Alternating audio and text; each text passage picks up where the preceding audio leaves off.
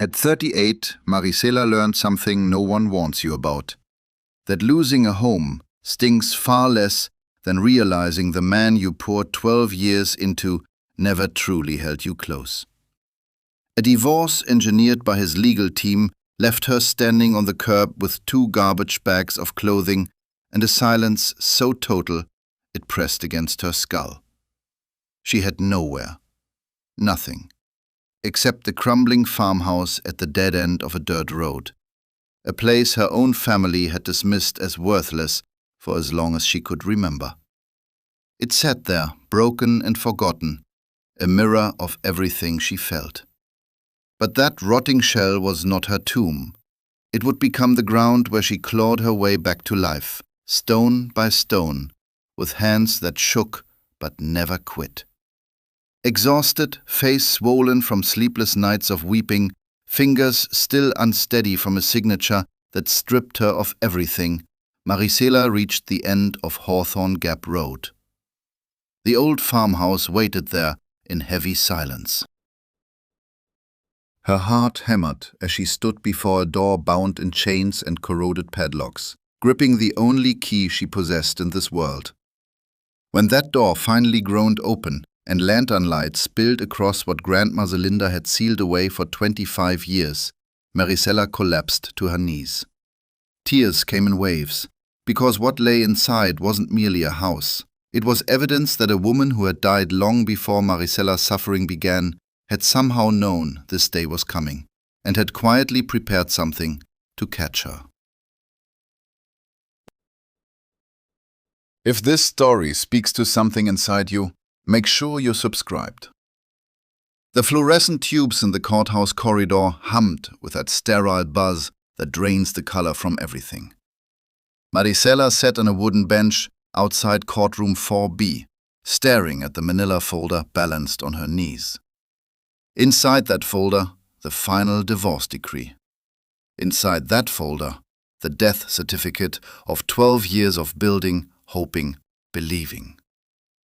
She did not cry. She had nothing left to cry with. The tears had dried up somewhere around month 6 of proceedings.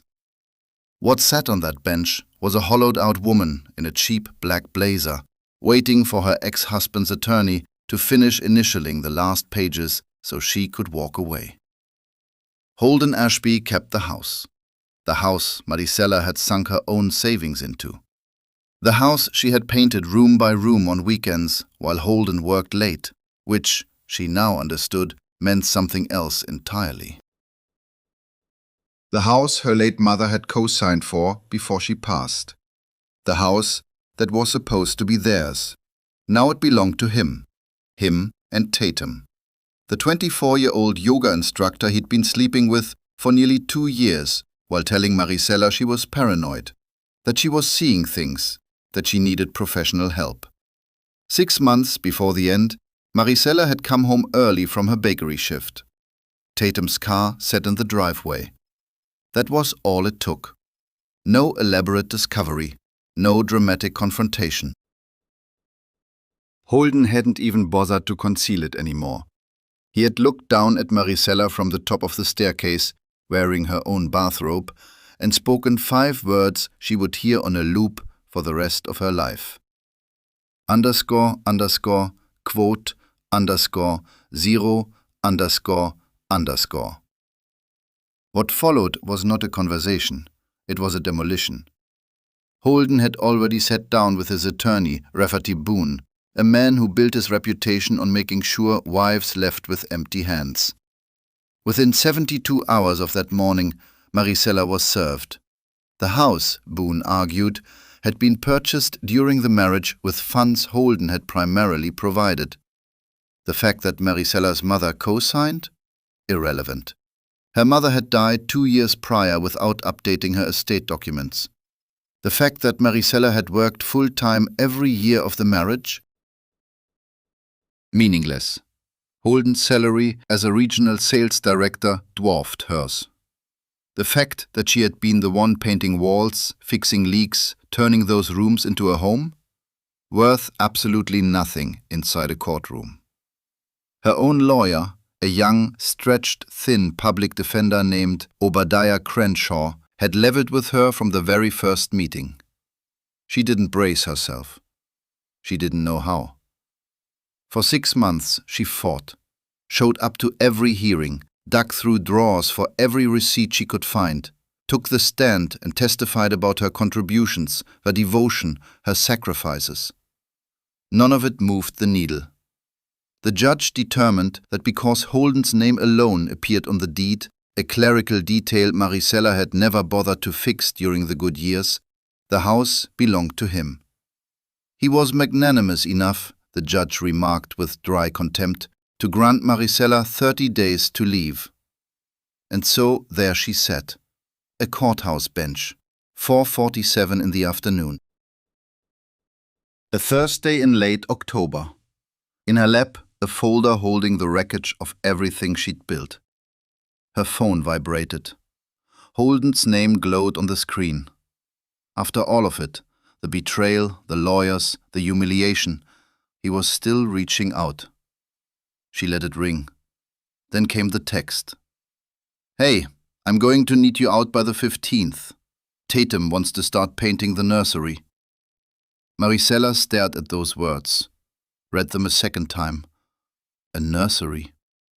The same room she had prepared 3 years earlier, back when she and Holden were trying, desperately, heartbreakingly, through 2 miscarriages, to bring a child into the world. She rose to her feet, her knees buckled beneath her. She walked out of that courthouse into a biting October wind, and for the first time in 6 months, something deep inside her broke clean through. She had nowhere to turn. Her mother was gone. Her father had vanished when she was 8. Her only sister, Camille, lived out in Oregon with a husband who'd never had a kind word for Maricela. Savings, there were none. Holden had emptied their joint account the same week he filed, and Rafferty Boone had convinced the court it was routine marital asset management. Her bakery wages barely covered gas and half the rent on a shared apartment she couldn't sustain alone. 3 studio apartments that week. 3 rejected credit checks. She crossed the parking lot to her car, a 12-year-old sedan with a fractured windshield. She dropped into the driver's seat and finally, let herself break. Not the careful, measured tears of a woman performing composure in a courtroom. The raw, heaving, animal kind of grief that erupts when a person understands with total clarity that she is completely and irreversibly alone. That was when the memory surfaced. Her mother's old jewelry box. The one she packed away after the funeral 2 years ago and never unsealed. The one sitting in the trunk of this very car because she'd had no other place to store it after Holden forced her things out. Maricela pushed open the door, walked to the back of the sedan, and lifted the trunk with trembling hands. The box was exactly where she'd left it, wrapped in a faded scarf, wedged between a carton of books and a winter coat. She pulled it free, lowered herself onto the curb of the courthouse lot, and pried it open. Beneath her mother's costume rings and a single strand of pearls lay something Maricela hadn't thought about in over a decade. A heavy brass key wrapped in yellowed paper. A sealed envelope bearing her grandmother's handwriting on the front. For Maricela. Open only when the world has taken everything. Her fingers started to shake. She sat on that frozen curb a long time. The brass key pressed its weight into her palm. The envelope balanced on her knee. She hadn't thought about her grandmother's farmhouse in more than 15 years. No one in the family had. Grandma Zelinda had passed when Maricela was only 13, and in the bitter chaos that followed, the will reading, the war over the city apartment, the vicious arguments between Maricela's mother and her 2 aunts, the old farmhouse up in Vermont had been dismissed, an afterthought, a joke even. Uncle Lorenzo drove up once, came back the next day, and declared to anyone who'd listen that the place was a rotting shack in the middle of nowhere, not worth the fuel it took to inspect. The family collectively agreed to forget about it. Property taxes somehow kept getting paid from an account nobody fully understood, and nobody ever asked questions. The farmhouse shrank into a holiday punchline. Poor old Zelinda and her crumbling farm. But Maricela carried a memory the others had let go. She remembered the last visit to her grandmother's hospital room, 3 days before Zelinda died. She remembered the grip, shockingly fierce for a woman at the edge of death. Those dark eyes locking onto hers with an intensity that bordered on terrifying. She had whispered. 13-year-old Maricela had nodded, frightened, confused. Grandma Zelinda had pressed something into her palm, a small envelope, already yellowed, already sealed. She had nodded as she was told. Her mother had tucked it into the jewelry box, and life had carried on. Maricela grew up, met Holden, fell in love, married him, moved into the house on Willow Street. The envelope vanished from her memory entirely. Her mother never spoke of it again. Not once.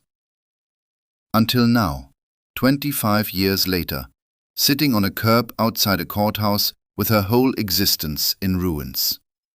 Her fingers shook as she tore the seal. The paper inside was thin, nearly see-through with H. The handwriting was unmistakable. Grandma Zelinda's. Tight, slanted, old-world cursive. My dearest Maricela, if you are reading this letter, then my worst fear has come true. Someone you loved has taken from you what was never theirs to take. I'm so sorry, my sweet girl. I wish I could be there to hold you. But I prepared something for you long before you were old enough to understand why. The farmhouse is not what the family thinks it is. I sealed it myself with my own hands, and I have kept it sealed for reasons that will become clear when you arrive. The key in this envelope will open everything. Inside you'll find food, shelter, and something much greater. You will find the truth about your grandmother, a truth I can never tell your mother because your mother would not have understood.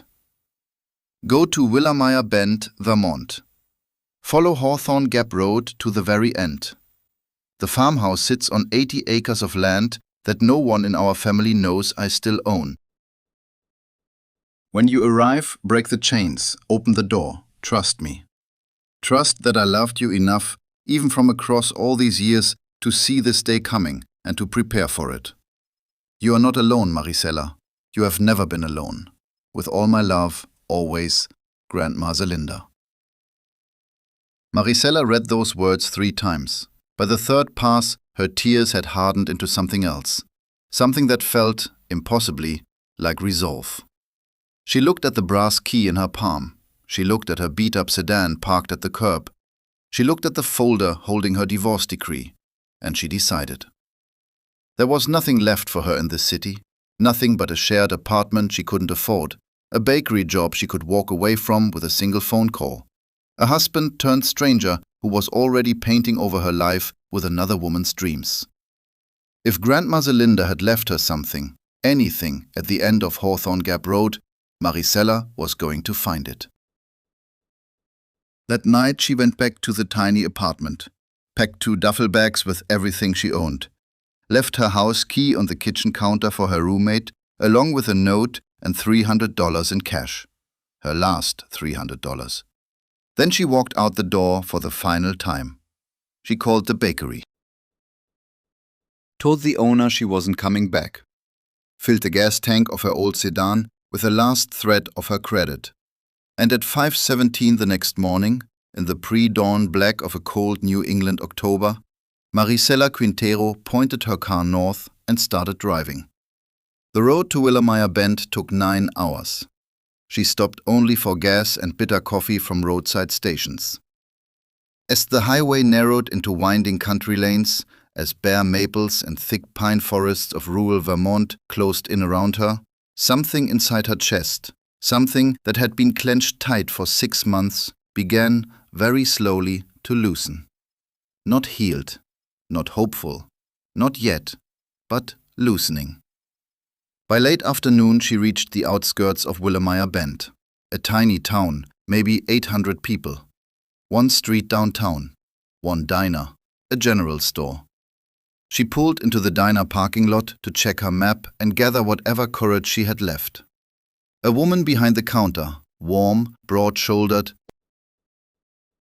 somewhere in her 60s, silver braids resting against her collar, watched Maricela walk through the door. She gave her a long, careful look. Not unfriendly, just observant.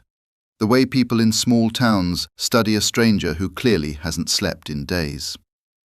Without a word, she slid a mug of black coffee across the counter. "On the house," she said. "You look like you've been driving a long while." "Thank you," Maricela managed. Her voice came out cracked. "Just passing through, or planning to stay?" Maricela paused, and because there was no one left worth lying to, least of all herself, she said, "I'm trying to find a farmhouse at the end of Hawthorne Gap Road, my grandmother's place, Zelinda Quintero." The woman's hand stopped mid-pour over someone else's cup. She set the coffee pot down slowly, deliberately, and when she looked at Maricela again, it was with entirely different eyes. "Zelinda Quintero was your grandmother?" "Yes." Silence stretched between them. Then the woman wiped both hands on her apron and reached one across the counter. "Philippa Dreger, I own this place. And I knew your grandmother well, better than most folks around here ever did." Her eyes had gone bright, glassy with something old and tender. "She talked about you, honey, years back. Told me a granddaughter might show up someday looking for that road. Made me swear I'd help her when she came." Maricela could only stare. Words wouldn't form. Philippa said softly, Maricela ate a bowl of chicken soup without tasting a single spoonful. Philippa sketched a careful map on the back of a receipt, and before Maricela could reach the door, Philippa pressed a small brown paper bag into her hands. 2 sandwiches, a bottle of water, a flashlight loaded with fresh batteries. Quote 18. Quote, she said. Quote 19. Quote. Maricela nodded, unable to speak, and got back in her car. The drive from the diner took another 40 minutes. Hawthorne Gap Road barely qualified as a road, narrow, winding, cracked pavement climbing through thick pine woods before dissolving into packed dirt. And just as Philippa had warned, the turn-off to the farm was nearly invisible. A leaning wooden post, faded hand-painted letters, Magpie Hollow, barely readable. Maricela turned in. Her sedan bounced and scraped along a rutted track flanked by old stone walls and towering hemlocks. Afternoon light was already thinning. Then, after nearly a mile of crawling forward, the trees parted. Maricela stopped the car. She stared. The farmhouse stood in the center of a wide clearing. Tall golden grass rippled around it in the October wind. Beyond it, the shape of a red dairy barn, a smaller outbuilding, and neat rows of old wooden boxes arranged in a careful line. The house itself was a classic 2-story New England farmhouse. White clapboard siding gone soft gray with weather. A wide covered porch, stone chimney, steep green metal roof. It was bigger than she'd expected, much bigger, and it was completely sealed.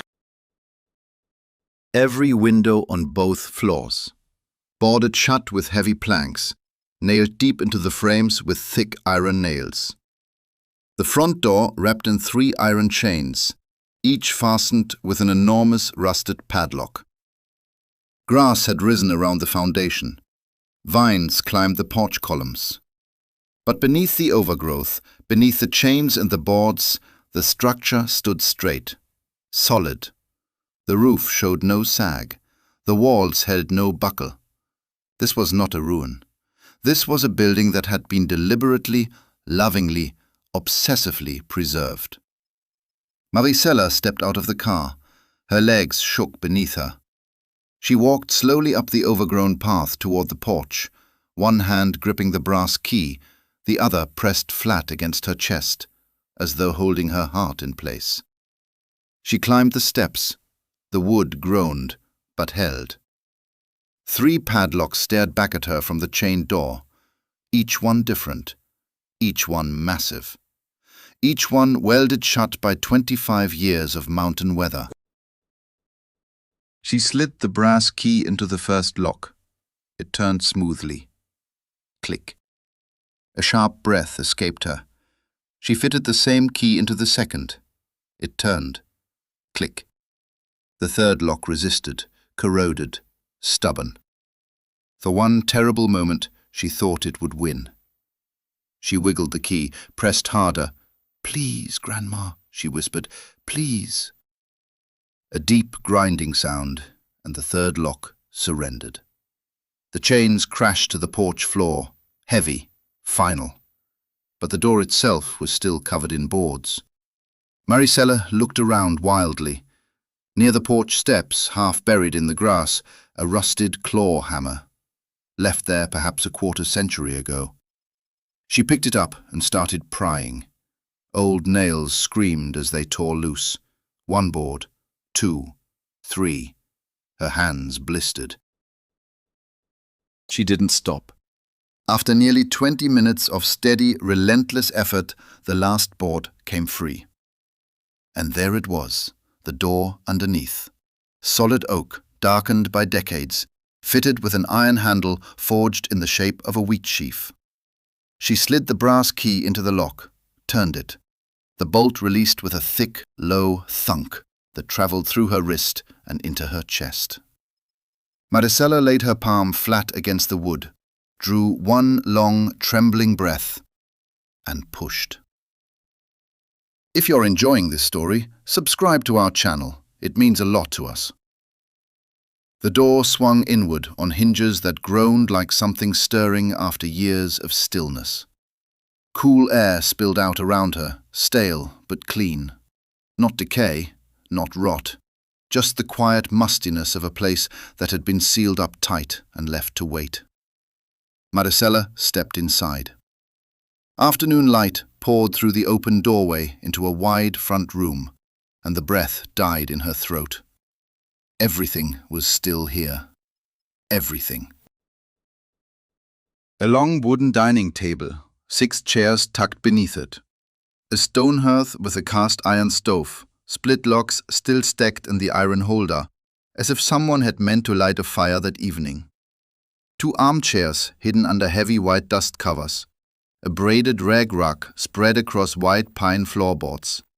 A tall oak hutch lined with rows of blue and white dishes. A hand-cranked radio on a side table, an oil lamp on the mantel, glass chimney spotless, wick trimmed neat. The room looked as though someone had tidied up one quiet afternoon, stepped outside, and simply never returned. Maricela moved through the space like a sleepwalker. She pulled the cover from one armchair and found fabric underneath.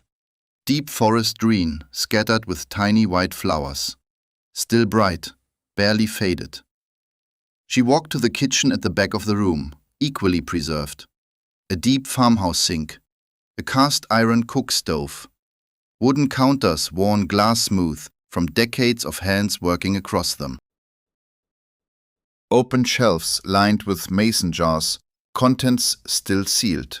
Dried beans, rice, flour, sugar, oats, honey, canned tomatoes, jars of pickled vegetables with handwritten labels in her grandmother's slanted cursive. Beets, August 1999. Green beans, September 2000. On the kitchen table, held down by a round river stone, sat a folded sheet of paper. Maricela's hands trembled as she lifted the stone, unfolded the page. The same slanted script she already recognized. Maricela, welcome home. I know you are tired. I know you are afraid. Take this evening slowly. The wood stove draws well. Light a fire first. It will warm the whole downstairs. The hand pump for water is in the mudroom of the kitchen. Prime it with a jar of water kept beside it. The outhouse is past the dairy barn. I kept it whitewashed. The upstairs bedroom on the left was always meant for you. I made it up with clean linens and sealed them in cedar. There is oil for the lamps in the pantry and matches in the tin box on the mantel. Eat tonight. Sleep tonight. Tomorrow I will tell you why I did all of this. There is much more here than you can see, Maricela. But rest first. You have earned it. All my love, Grandma Zelinda. Maricela pressed the note against her chest, sank into one of the dining chairs, and for the first time since walking out of that courthouse, she let herself cry without holding anything back. Not the bitter, jagged crying of betrayal, something softer, something older. The crying of a small child who has been lost in a crowd for hours and finally finds her mother's hand. When she wiped her face at last, the sun had dropped behind the pines. The house was growing dim. She followed Grandma Zelinda's instructions one by one. She primed the hand pump. It gurgled, coughed, then ran cold and clear. She filled the kettle, carried kindling from the iron holder to the wood stove, found matches exactly where the note promised. Her first attempt at a fire smoked and spluttered out. Her second caught, bloomed, began to hum with heat. She lit the oil lamp on the mantel and soft golden light flooded the room. In the pantry she found a tin of tea sealed with wax, 2 cans of chicken stew arranged on shelves and labeled with dates, carefully rotated. Her grandmother had somehow arranged for someone to keep that pantry stocked and turned over the years. Maricela heated the stew on the wood stove. She ate it straight from the pot, sitting on the hearthstone, the fire crackling beside her. Before heading upstairs, she carried the lamp out onto the back porch and gazed across the yard. Twilight was thickening. She could make out the old dairy barn, and beyond it, a long, precise row of wooden boxes at the meadow's edge. Beehives. At least a dozen, standing in patient formation. And there it was, carried on the evening air, a low, constant hum. Bees that had never abandoned their post. Grandma Zelinda had been gone 25 years. The bees remained. Mary went back inside, closed the door, climbed the narrow staircase. The upstairs bedroom on the left was small and warm and lovely. A cast-iron bed, a cedar chest at its foot. She opened it, crisp white linens, faintly breathing lavender. She made the bed by lamplight, lay down fully clothed on top of the quilt, intending to close her eyes for just a moment. She slept 14 hours, dreamless, complete. She woke to birdsong and a wide blade of pale gold light cutting across the quilt. For several seconds she had no idea where she was. Then the cedar chest, the oil lamp on the nightstand, and everything crashed back. The courthouse, the letter, the drive, the chains, the door. She sat up slowly, half expecting the farmhouse to dissolve around her like vapor. It didn't. The floorboards held firm beneath her bare feet. Downstairs, the wood stove had burned to a bed of orange embers. Solid. All of it solid. She spent the morning moving slowly, almost reverently, through what was now impossibly hers. One by one she pried boards from the front windows with a claw hammer from the porch. October light, golden, warm, patient, poured into rooms that hadn't tasted daylight in 25 years. Dust motes spiraled through the sun. The house seemed to breathe out. In the mudroom, rubber boots in 3 sizes. A wool coat that fit her exactly. A pair of leather work gloves, still soft with oil. In the linen closet, stacks of folded blankets and quilts, each wrapped in cedar paper. In a kitchen drawer, a small leather-bound ledger recording every year of property taxes on the farm. Every single year. Paid, she realized with a jolt, from a trust account in Celinda's name. An account that had been quietly funded long before her grandmother died. But it was crossing the backyard toward the dairy barn that stopped Maricella's breath entirely. The barn had been sealed like the house, boarded shut at the doors. She pried them open with the hammer. Inside, light fell through a row of high windows onto something she could not immediately comprehend. The ground floor had been converted, decades ago, into a workshop. Long wooden benches lined the walls. Tools hung on pegboards in neat, deliberate rows.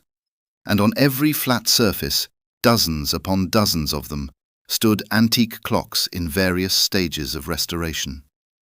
Tall grandfather clocks leaning against one wall, small mantel clocks arranged in precise rows, carriage clocks, cuckoo clocks, brass movements laid out on felt cloths like the organs of a dissected puzzle. A leather-bound book on the central bench filled with her grandmother's handwriting. Detailed notes on each piece, where it came from, what it had been worth, who had purchased it. Grandma Celinda had been a clockmaker, a clock restorer, a professional one, and nobody in the family had known. Maricela turned in a slow circle at the center of the workshop, her hand pressed against her mouth. She thought of the Celinda the family discussed at holidays. Poor old Celinda, widowed young, lived alone in the woods. A little strange, a little sad. That woman had never existed. That woman was a story the family told because the truth had been hidden from them. The real Celinda had been running a quiet, skilled trade from a barn in the Vermont woods. The real Celinda had earned her own living. The real Celinda had been free. It was in the back corner of the barn, beneath a heavy canvas tarp, that Maricela found the trapdoor. A square of oak set flush into the wooden floor, an iron ring recessed into its surface. She lifted the tarp, stared at the trapdoor, pulled the ring. It didn't move. There was a keyhole in the wood, and the shape of that keyhole matched the teeth of her brass key exactly. She slid the key in. She turned it. The lock released with a deep, satisfied thunk. The trapdoor swung upward on hinges that made no sound, opening onto a narrow staircase built from old wood, dropping straight down into the ground. Air rose to meet her, cool, bone-dry, carrying the scent of stone and something almost sweet. Honey. Beeswax. Something deeper she couldn't place. Marie grabbed the oil lamp from the workshop bench, struck a flame, and step by slow step, gripping the rail, she lowered herself into the earth beneath her grandmother's barn. Light from the lamp spread outward as she reached the bottom. What left her lips was not a gasp. It was a sound that came from somewhere below her ribs, small, fractured, involuntary. Because this was no root cellar. This was a chamber. Roughly 15 feet across, 10 feet deep, stone walls, a floor of packed, smooth earth. Wooden shelving lined every surface, and on those shelves sat objects her mind could not immediately sort into meaning. Paintings wrapped in careful layers, jewelry boxes lined with velvet, leather-bound books standing in rows, archival folders stacked with precision. But none of that broke her open. It was the ceiling. Across the full arc of that underground vault, Grandma Celinda had painted, by hand, in what must have consumed years of solitary work, a complete map of the heavens. Deep indigo sky brushed with gold. Constellations traced in real silver leaf. The moon rendered in 3 phases. A compass rose anchored one corner. and stretching across the center of that celestial arch, written in her grandmother's unmistakable cursive, ran a single sentence. For the granddaughter who will one day need to find her way home. Maricella's knees gave out. She dropped to the earthen floor, and she wept. She stayed there a long time, head tilted back, eyes following the silver stars across that indigo dome. She had never been religious, never been someone who trusted signs or spirits or whispered messages from the dead. But kneeling beneath that painted sky, inside a chamber hollowed from the earth by a woman who had been gone for 25 years, Maricela felt something so near to the warmth of another body standing close that she finally spoke aloud. __, quote _ 22 __. The air around her seemed to exhale. When her legs could hold her again, she stood and turned to the shelves. The nearest row held rectangular bundles wrapped in heavy canvas, bound with twine. She untied the first. Inside, an oil painting. A small, luminous Vermont meadow caught at dawn, signed in the lower corner with a name she didn't recognize, but the brushwork was unmistakably professional. The second bundle held a portrait. A dark-haired young woman in 19th century dress. The third, a still life of pears beside honey jars. 15 paintings in that single row alone, each wrapped, each labeled, each flawlessly preserved. On another shelf, velvet jewelry boxes, not costume pieces, real gold, real stones mounted in antique European settings that looked centuries old. Another shelf held archival folders bearing the stamps of banks and county clerk offices, property deeds, trust fund statements, stock certificates. One notarized document dated 30 years back naming Maricela Quintero as the sole beneficiary of something called the Magpie Hollow Trust. But it was the last shelf that stopped her cold, the one positioned directly beneath the compass rose on the ceiling. A single object rested there, a thick leather-bound journal, its cover worn soft from years of handling. Embossed on the front in faded gold, 2 initials, ZQ. She lifted it with both hands, carried it up the wooden stairs. Out of the barn, across a meadow in the slanting afternoon light, into the farmhouse. She fed the wood stove until heat pressed against her skin, brewed a cup of tea from the tin she'd found in the pantry, settled into the green armchair beside the hearth, pulled one of the cedar-scented quilts around her shoulders, and opened her grandmother's journal to the first page. The first entry was dated 41 years ago, October 14th. I am 32 years old, and tonight I understood for the first time that my husband is going to kill me if I do not leave him. Not quickly, not with his hands probably, but slowly, the way a man kills a woman by erasing her a little at a time until there is nothing left to mourn. I do not know yet how I will escape, but I know tonight that I must. Maricela's hand rose to cover her mouth. She kept reading, page after page, entry after entry, year folding into year. The journal cracked open a secret Maricela had never once suspected. Grandma Zelinda, that soft-spoken, endlessly patient widow the family had always revered, had never been a widow at all. She had been a woman who ran for her life. Her husband, Arturo, the man every relative described as a gentle soul claimed too early by fate, had been something else entirely. A violent man. A controlling man. He broke her ribs twice, drained her bank accounts 3 times, kept her from seeing her own sister for 11 straight years. Zelinda had spent close to a decade teaching herself a trade in secret, clock restoration, pieced together from library books and the patient guidance of an old Austrian clockmaker in Montpellier who never asked why she needed to learn.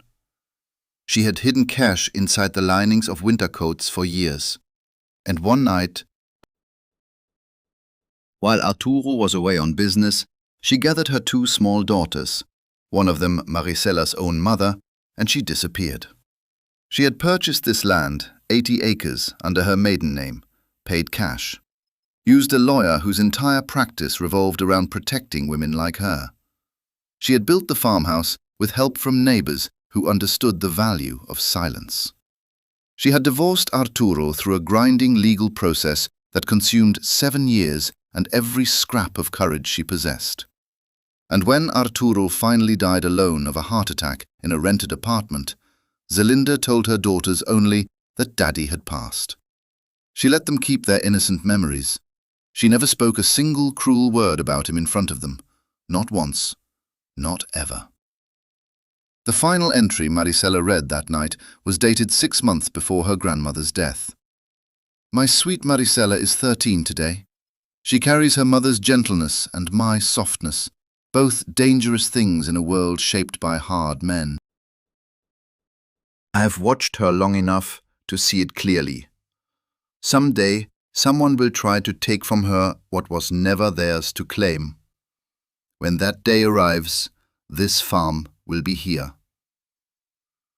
Every clock I restore, every jar of honey I seal, every painting I preserve, I do it for her. She doesn't know yet. She won't know for many years. But she will know when she needs to. Maricela pressed the journal against her chest and closed it. And she understood, fully, completely, for the first time, that she had never truly been alone. She fell asleep that night on the couch beside the wood stove, the journal tucked beneath her arm like a child clutching a beloved book. When morning light woke her at dawn, something fundamental had shifted inside her bones. She was not the shattered woman who had driven north from a courthouse parking lot. She was Zelinda's granddaughter, and she had work to do. She pulled on the wool coat, found gloves in the mudroom, walked out across the meadow toward the long row of wooden boxes standing at the tree line. The closer she got, the louder the hum became. A low, steady vibration pressing warmly against the cold October air.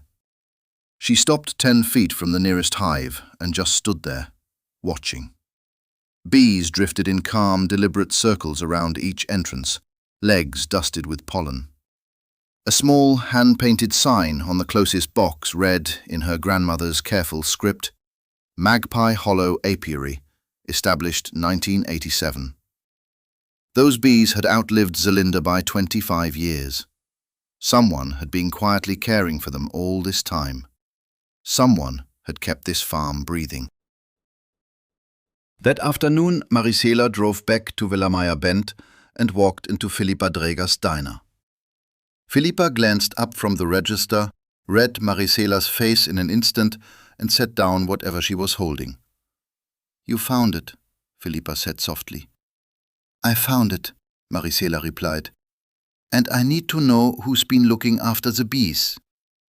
Philippa smiled, small, proud, her eyes already filling. That would be Mordecai Janssen, your grandmother's neighbor. She taught him a craft when he was just a boy. He's kept those hives going every single year since she passed. Doesn't take $1 of profit. He's been waiting for you, honey. We've all been waiting for you.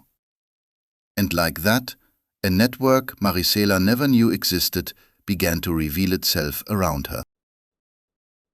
Philippa brought her to Mordecai, a quiet, bearded man in his late 50s with careful hands and watchful eyes, who wept openly the moment he took Maricela's hand in his. Philippa introduced her to Winslow Peck, the silver-haired local banker who had served as co-trustee of the Magpie Hollow Trust for nearly 30 years. Quietly paying the property taxes, quietly managing the trust account, never once asked by anyone to explain a single dollar. Winslow opened a manila folder in his office and slid it across the desk toward Maricela. Quote 27, quote, he said, his voice gentle. Quote 28, quote. He let that settle. Quote 29, quote. Maricela stared at him. The number wouldn't land. Nothing in her entire life had ever taught her how to hear a figure like that and connect it to herself. "There's more," Winslow said, choosing his words with care. "Your grandmother also placed several additional assets into the trust. Items I only have an inventory list for, not the pieces themselves. They should be somewhere on the property. Paintings, jewelry, antique timepieces. The last appraisal on file dates back to 1998. At that time, the combined collection carried a value of roughly $260,000. Today, well," he offered her a small, almost apologetic smile. "Today it would be worth considerably more." Maricela stepped out of Winslow's office into the sharp Vermont afternoon. She stood on the sidewalk. Her hands trembled. Not from fear, not this time. From something she had nearly forgotten existed. Possibility. Over the weeks that followed, every belief Maricela had held about her own life quietly rearranged itself. She phoned Obadiah Crenshaw, her old public defender back home, and told him everything. Obadiah, to his lasting credit, burst out laughing in pure disbelief. Then, on his own hours and without billing her a dime, he helped her formally reject every post-divorce obligation Holden's attorneys had tried to chain to her future earnings. Dr. Anatole Veljanov, an antique appraiser Winslow had recommended out of Burlington, drove down to the farm. He spent an entire weekend cataloguing the paintings and restored clocks stored in the dairy barn. When he finished, he removed his glasses, lowered himself onto the porch steps, and told Maricela that the collection housed in her root cellar and her grandmother's workshop was worth, conservatively, just over $600,000. She chose not to sell most of it. 3 paintings, that was all she parted with. Enough to renovate the farmhouse with proper electrical wiring, modern plumbing, insulation thick enough to hold against the coming winter. She hired Mordecai, officially now, to keep managing the apiary as a paid partner. Every single antique clock she kept. Her grandmother's tools went back on the pegboard. She did not tell her sister Camille, did not tell her aunts, did not breathe a word to any member of the family that had written off the farm as worthless. Because she finally understood why Grandma Zelinda had made her swear the same silence. Holden, she heard through a mutual friend months later, had tried to unload the Willow Street house. The market had shifted beneath him. He couldn't recover what he'd paid. Maricela felt no triumph hearing this. She felt nothing at all. Winter struck Magpie Hollow hard that first year. By early December, snow had piled waist-deep against the farmhouse walls. Wind screamed off the ridge and shook the windows through the night. Maricela had been terrified of her first Vermont winter. Turns out, she was not unprepared. Mordecai had shown her how to split kindling and bank a wood stove the right way. Philippa had stocked her pantry with canned goods and sent her home wearing 3 hand-knit wool sweaters straight from her own closet. Winslow arranged a propane delivery and insisted she take a loaner snowblower until she could afford her own. By January, Maricela had learned to love the sound of a storm settling over the house after dark. That deep, muffled stillness only heavy snow can bring. Oil lamp glowing on the mantel. Wood stove humming in the corner. Her grandmother's journal spread open across her lap. She read it slowly. Never more than a few pages in one sitting. She was rationing it. She realized that one evening with a start. She did not want to reach the final entry too soon. By spring, the farmhouse stood fully restored. New windows, new roof, real plumbing and a proper bathroom upstairs. Solar panels lined the south-facing slope. A modern stove set in a properly wired kitchen, right beside the original cast-iron one, because Maricela had refused to let the old stove go. Along the south wall, she had planted a vegetable garden, and from the hayloft, Mordecai had rescued a half-feral barn cat. She named him Constable. Mordecai had taught her the rhythm of the hives with a patience that matched the bees themselves. By June, she was pulling her first harvest. Honey so clear it caught the light like liquid amber, pale gold, tasting of clover and wild apple blossom. Philippa started stocking it at the diner, gone in 3 days. It was a warm June evening. Constable lay sleeping on the porch railing. Maricela sat beside him, watching the last light drain from the sky over Magpie Hollow. And something settled inside her. Not a sudden thought, more like a seed that had been germinating for months, finally breaking soil. She called Obadiah Crenshaw the next morning. She said, silence on the other end. A long silence. Obadiah asked. Maricela said. Paperwork filed within a month. The first woman helped was Darcy, 26 years old, 2 towns over. A young mother running from a husband who had been peeling her life away in pieces, first the car keys, then the bank card, then the phone. Philippa had found her at the diner one morning. Crying over coffee she couldn't afford, Philippa sat down, listened, called Maricela that same afternoon. Mari drove into town carrying a check, a prepaid phone, and the name of a Burlington attorney who worked on sliding scale. Darcy broke apart in the diner booth. She grabbed Maricela's hands like a woman going under. Maricela held them, steady, firm, and said the only thing she knew was true. __quote_38___. Over the next 2 years, the fund reached 31 women. Maricela never advertised, never fundraised publicly. Word moved the way it always moves in small towns, woman to woman, diner counter to church basement, one shelter worker whispering to another. Quietly. The way things that actually matter travel. Some women stayed one night at the farmhouse, passing through on their way to somewhere safer. Some stayed a week. One stayed 6 months and helped Maricela dig a second garden. None were ever asked to repay a cent. That was not how this worked. The fund operated the way Grandma Zelinda herself had operated, quietly, stubbornly, across generations, with a love so patient it could wait 25 years inside a sealed room for the right woman to finally open the door. On the evening of her 40th birthday, Maricela carried the last of Grandma Zelinda's journals out to the porch. She had been avoiding this final entry for more than 18 months. The sun was sinking behind the pines.